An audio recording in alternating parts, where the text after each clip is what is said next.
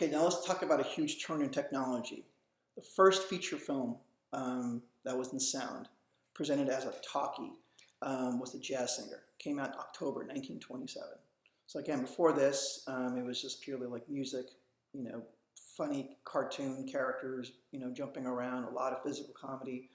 And if there was dialogue, it was like either cut to kind of like how silent films were done. You cut to, you know, kind of a black screen and have the text written out, or you have, you know, dialogue bubbles like you would see in comics.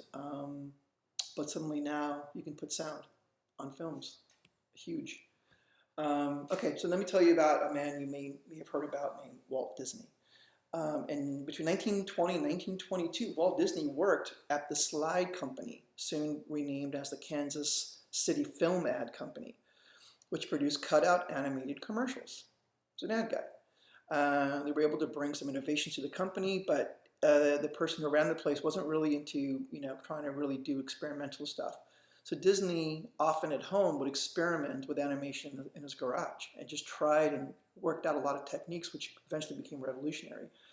Um, Eventually, he quit his job at the ad place and started a company called Laugh-O-Gram Films Incorporated, which was basically based on a weekly series he did when he was at the ad company called Newman Laugh-O-Grams in 1921. So Laugh-O-Grams Incorporated was this short-lived company, um, and um, it was one of many failed projects, to be honest, with Disney. Um, in fact, one of the projects that he was working on left him bankrupt, and he completely. What I love about his story is that he kind of constantly reinvented himself. So that failed. He did something else. Eventually, he got to a point where he created a series, a really eventually big series in 1927, called Oswald the Lucky Rabbit. And again, just because of contract negotiations and Hollywood bullshit, he lost control of the project to a man named Charles Mintz. I'm going to get to that. Charles Mintz took control of production, and Disney lost his character and again had to start over again. Now, Disney and his fellow animator friend, I think it's Ube Urwix, Ube Urwix, Urwix, Urwix, Urwix, Urwix. Uh, Horrible. They developed a character named Mickey Mouse in 1928 to replace their Oswald and the Lucky Rabbit. The first film, entitled Plane Crazy, failed to impress a test audience and did not raise sufficient interest for a potential series. Didn't get any distributors. Didn't, you know, really. And all this is playing in theater, so like, you know, the audience didn't like it. They didn't like it, and that you knew right away. But after they were really getting into talkies, right? So now in 1927, they were kind of now getting into like actual getting sound. So this is before sound, before they were able to do lip sync or any kind of like dialogue driven stuff. Now they can suddenly do talkies.